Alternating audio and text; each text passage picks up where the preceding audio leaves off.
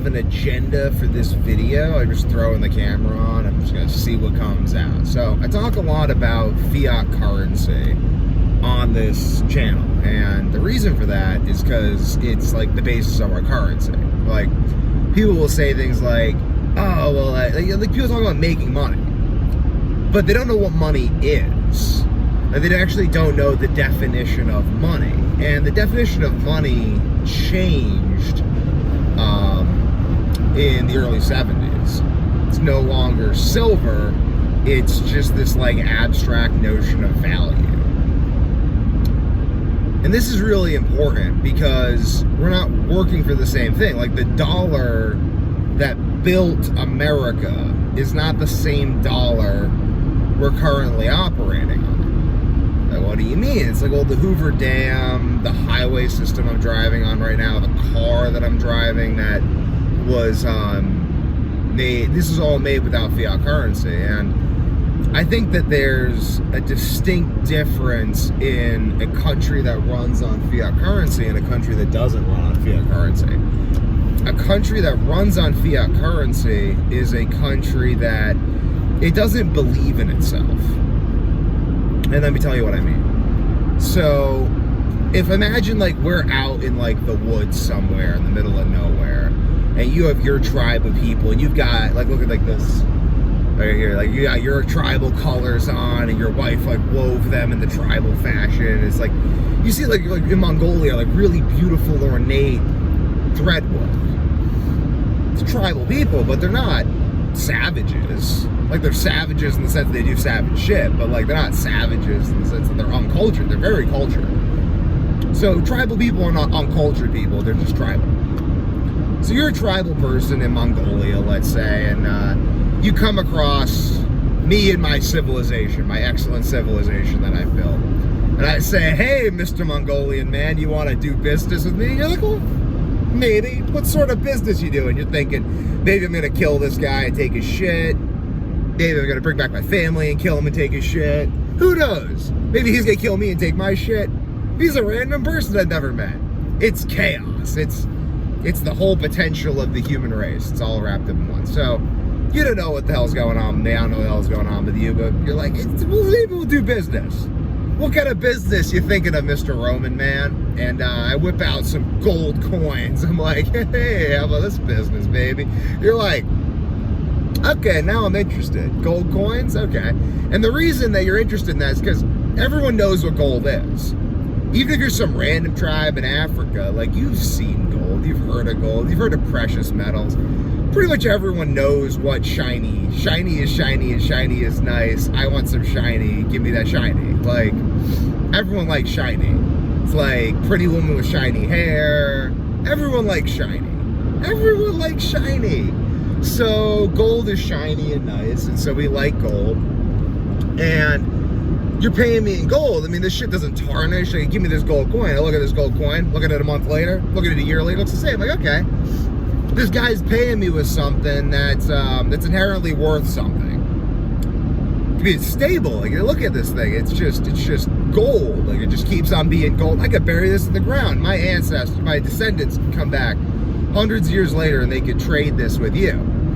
Now, contrast that with like, hey, you want to do business with me, Mr. Roman man? And the Roman man rips out some paper. You're like, what the fuck is that paper? Like, what the fuck is that?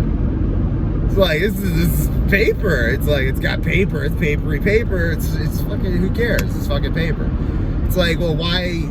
The paper is like, you can give me back paper, and then but there's like, this looks different than the paper that was around 50 years ago. Ah, well, this is it's better new paper. Nah, gold coins look like gold coins look like gold coins.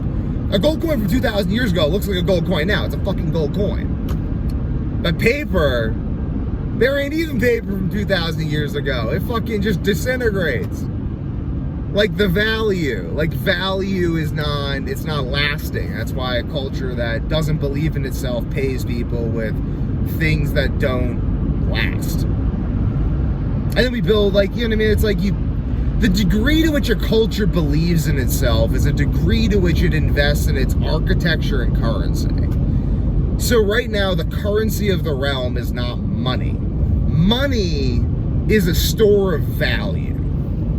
Currency currency is a medium of exchange. Right now, we are not exchanging value. We're exchanging mediums of exchange. It's like, what's the difference? Well, you can just print it out of thin air. It's not real. It's make-believium. You're working for make-believium. Well, it's going to be worth something in 3 months. Okay, salmon was $8 a pound like 6 months to a year ago. Now it's $12 a pound. How's that for your make-believium? Ribeye was like $8 a pound at the beginning of COVID. Now it's it's $18 a pound for ribeye. The value of your dollar has gone down by more than half. It's worth less than half as much as it was less than 10 years ago. But your wages haven't gone up. You're a slave. When Fiat, okay, like, let me put it this way. Let's say you work for me, and I'm like, hey, Mr. Slave Boy, slavey slave, you're gonna work for me for Devon bucks. And I can decide the value of Devon bucks. In fact, Devon bucks are worth half as much as they were 5 years ago. Gotta work twice as much, slavey slave. Like, don't you see what's happening? Do you see what's happening? Do your eyes work? Can you look at the world in front of you and say, shit, I've been enslaved? They changed the definition of money. It's no longer money, it's currency. The value of which can change on a dime.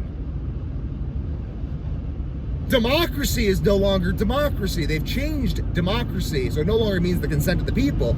It means the consent of governing institutions. Do you see what's happened, Mr. Slavey Slave? You've been enslaved. Now, I have also technically been enslaved, but I haven't because I'm aware of this, so I have positioned myself through painstaking mental labor to make it so that I exist at an apex of value, so that my value will elevate over time in proportion and exceeding the proportion of the devaluation of your paper fiat currency. So I'm not a slave. And I'm basically positioning myself to enslave everyone else. I mean, like, really, on a long enough time span, I'm going to basically employ the employees of Week to Warrior. They can go get loans at a lower interest rate than anywhere else to buy houses from me that I will own. I'm going to enslave people because they've made it the only thing that works. Like, the only structure that works right now, keep my eyes on the red zone, crash, is slavery. Like, I am going to use fiat currency to indebt people to me who will work to pay off my assets. Slavery, just like the Bible describes. The lender makes the borrower slave. I'm gonna make a bunch of people my fucking slaves because they're already slaves. So why shouldn't they be my slaves? And then I will just literally, like, I'm just gonna build a Fordistic system like Henry Ford, but Henry Ford paid people in silver. I'm gonna pay people in fiat currency because fuck it, I guess this is what I have to do in this system. And they're going to be working for fiat currency to pay off debts to me. Slavery.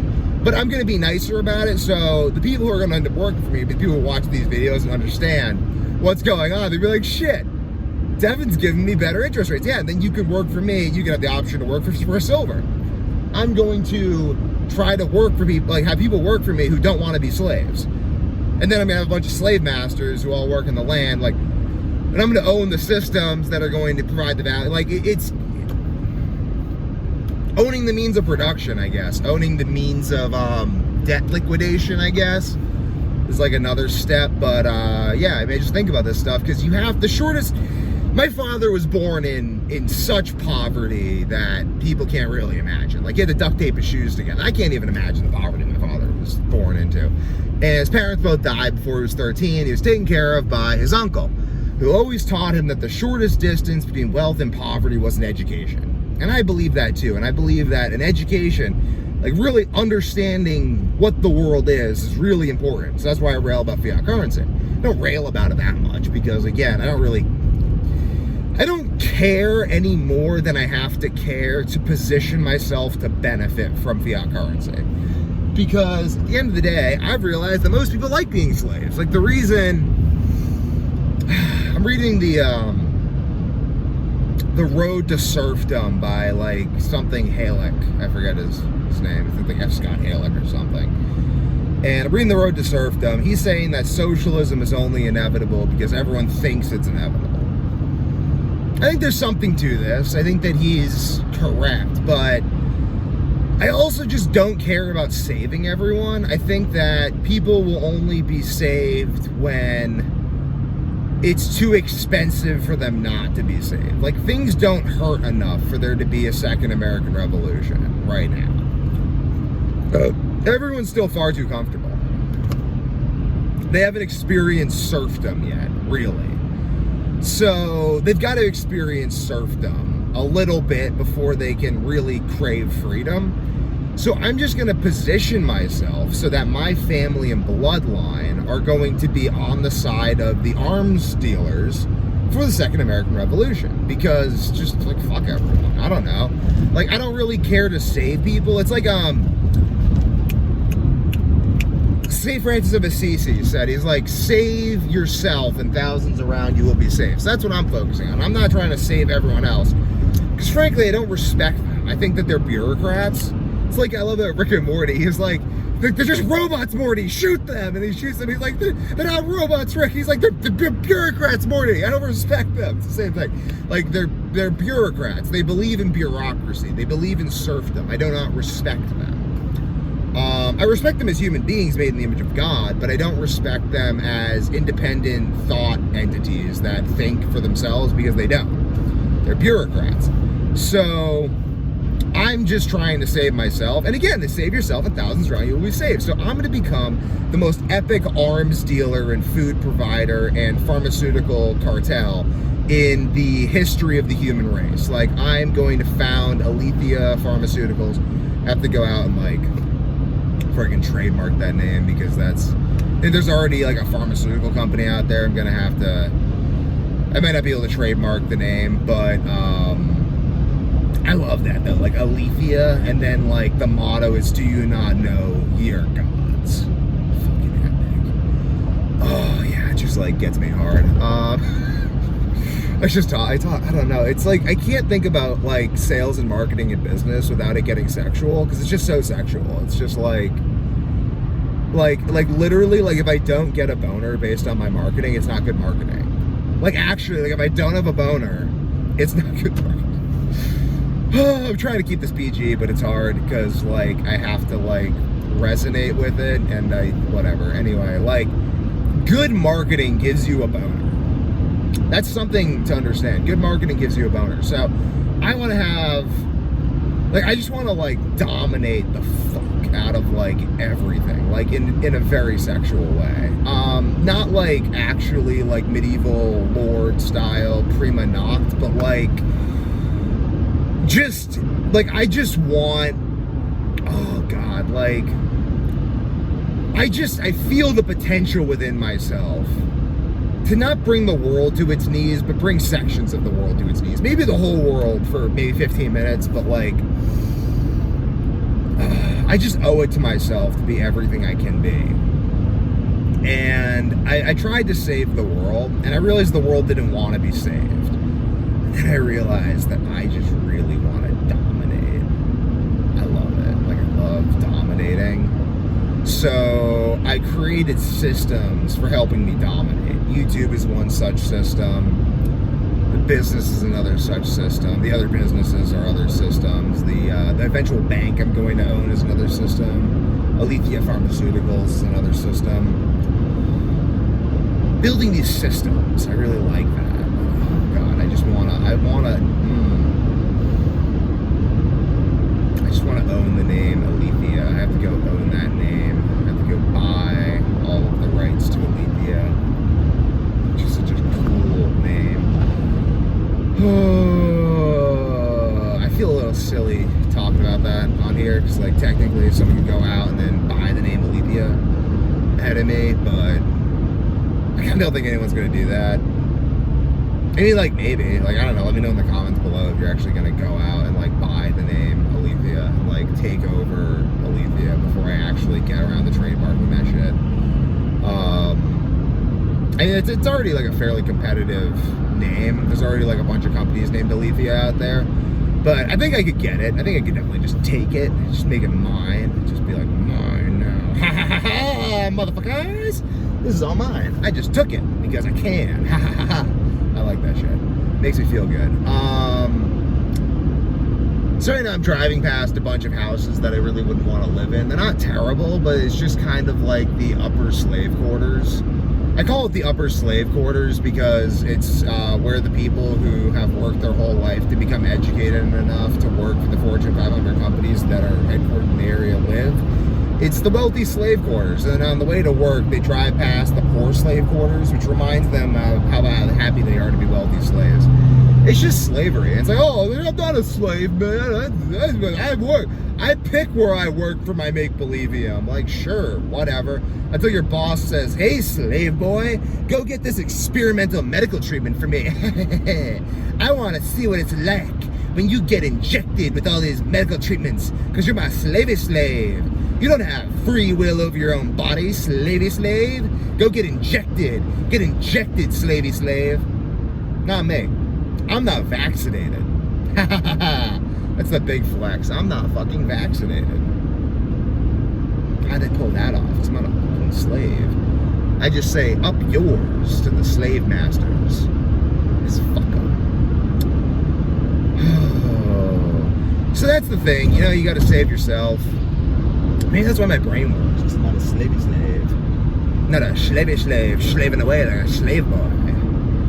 Oh, slave masters, please let me have a little freedom. Don't inject me with your random chemicals, slave masters.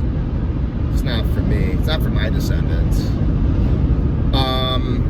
Working for their make-believe-ium. It really pisses me off because I'm just not a fucking slave. Like, I'm just that dude who, like, and everyone thinks that they're like, you take it in the end. You take it in the end.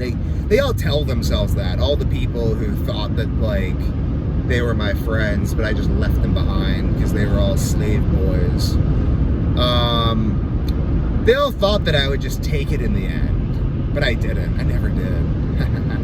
They could all try, but I carry a knife on me to kill anyone who ever tries to make me a slave. At the end of the day, like, if you're, like, I watch, like, Jesus in Nazareth, and I see the Romans going through town, fucking just killing all the infants, or I guess those the, like, Herod's soldiers. I'd kill as many of them as I fucking could. I don't care if they kill me. I'm gonna slit your fucking throat, and I'm gonna look into your goddamn eyes while you're bleeding out, and I'm gonna smile, and I'm gonna say, you didn't realize who you fucked with, asshole! Now you and your buddies are gonna die. Maybe I'll die too. But I'm gonna die having looked on your corpse bleeding out, knowing that you paid for that. That's just who I am at the end of the day, and I guess I'm that way. I talked to this dude from the Middle East who worked for Raytheon, whose father was a Middle Eastern general. I just started talking to him about this shit. He looks at me, he says, your ancestors were warlords. I said, how do you know? He says, because my ancestors were warlords. And you talk like me and my ancestors. And I'm like, well, what does that mean? He's like, it means that you must be descended from warlords because elsewise it would have been beaten out of your bloodline. Interesting. I guess that in the scheme of human affairs, people who think like me either conquer or have it beaten out of them by their slave masters. But I've never had it beaten out of me by slave masters. My bloodline is unconquered. That's why I feel free to express myself. Because nowhere in my genetic memory is a boot on my neck. Because anyone who tried, I bit their fucking ankle off. And then I jumped on them and ripped their jugular out. And they bled out on the ground beneath me. Maybe I got stabbed to death in the process. But the rest of my people looked on. They said, holy shit, that man wasn't fucked with. And that's what I look at. I look at fiat currency as this elaborate system of trying to fuck with me. Like, they're trying to fuck with me. They're trying to fuck with me. Whatever. I'm going to take their system. I'm going to study it like the chess master I am. I'm going to analyze that shit like no one else. I'm going to understand their moves better than they do. And when they try to pull some fiat currency value exchange make-believium on me, I'm already 8 steps ahead of them. I'm already going to own the proprietary syntheses for all of the chemicals that they need to live. I'm already going to have systems set up in place to own the food supply.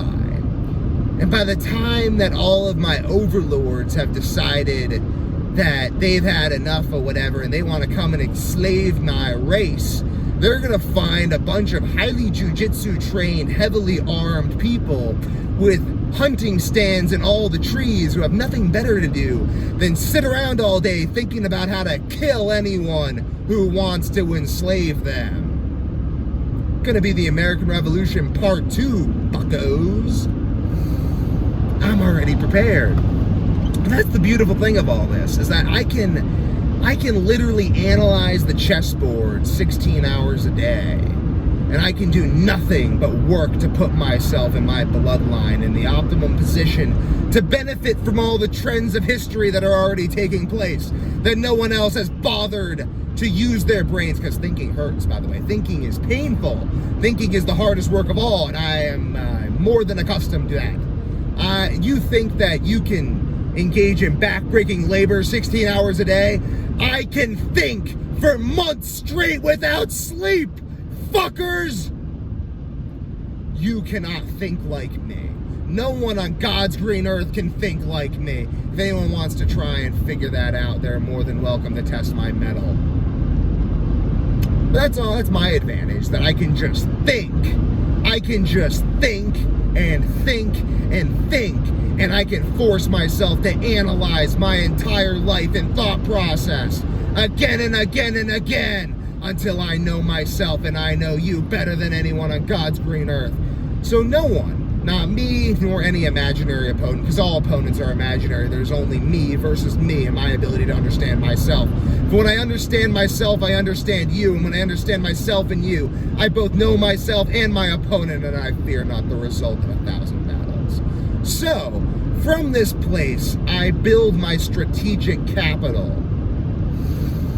Boy, does it feel good. Because people don't like to think. They don't like to analyze all of their decisions and think about how they're stupid and wrong. They just like to assume. And I know that. And that's how I build my systems. And I've tested my systems in hundreds and hundreds of combat. I've had hundreds of fights. Yes, I've had hundreds of fights. And I've tested myself and my mettle against hundreds of combat athletes. And I have prevailed. And I know that my methods are valid and powerful and will not be overcome. So I just build these systems, I build my companies and make my YouTube videos, and then over time, when I'm hyper successful, I'm so successful that everyone's like, how did this guy get so successful? They're gonna study my videos. They're gonna be like, whoa, this man literally predicted everything that he did. Holy shit, he's been planning this for a decade. And then the people who actually have the attention span to watch those videos and realize I've been planning this stuff for a decade will basically realize that you can't compete with me, and then they will come to work for me. Or they'll just be kind of in awe, and then, yeah, I don't know.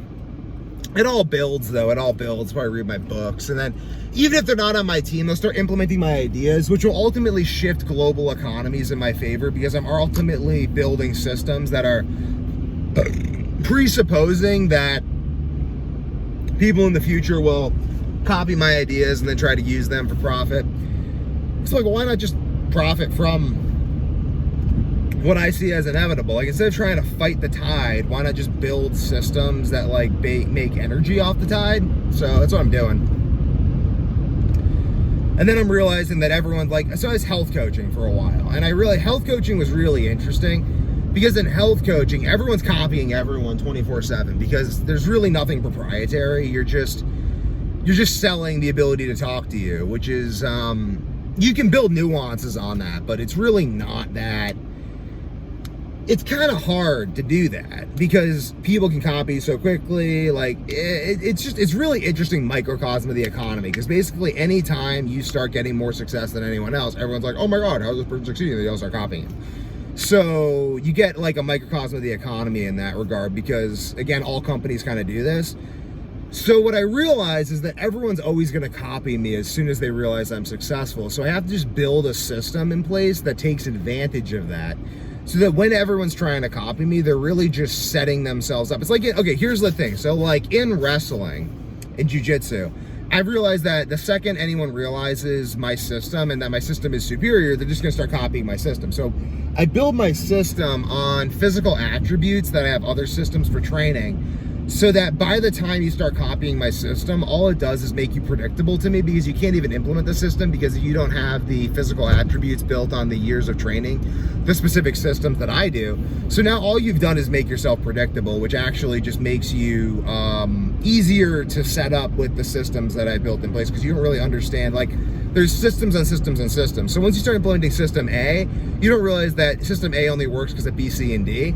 So now you're just following script A, which makes it incredibly easy for me to pick you off because I know script A, because I made it. So it's kind of just what I'm doing. And yeah, it's pretty cool that you can actually do that. And then I just realized doing that the whole thing is that you just have to think about things enough that you get ahead of the masses, because the masses are just being the masses. Like, the masses are consuming mass media. And if you want to get ahead of them, you just have to pick a problem that's meaningful to you and then just work at it for about 10 years or so. And then you're just ahead of everyone. You have your own little thing, and then you just keep working on that. And then people start trying to copy you. And then you look at their failed implementations of your systems, and you actually learn from that. And now you're just so much further ahead of everyone that it's like impossible for them to ever catch up within your lifetime. So yeah, and then the compounding error that you never corrected eventually comes back and kills you, because that's how error works. But then you die and you can move on. You become one with God, I guess. So I don't know. Ultimately, I just don't believe that fiat currency is actually money, because it's not. It's a medium of exchange. So really, you want to convert your fiat currency into something like an investment bank or silver or like property, just anything that doesn't deteriorate in value the second you receive it. Because really, we're all just being bad bankers to the government. We're lending the government value in exchange for fiat currency, which decreases in value. So we're just shitty bankers. So if you really think about it, your first step as a business owner of the business of you is to stop being such a shitty banker.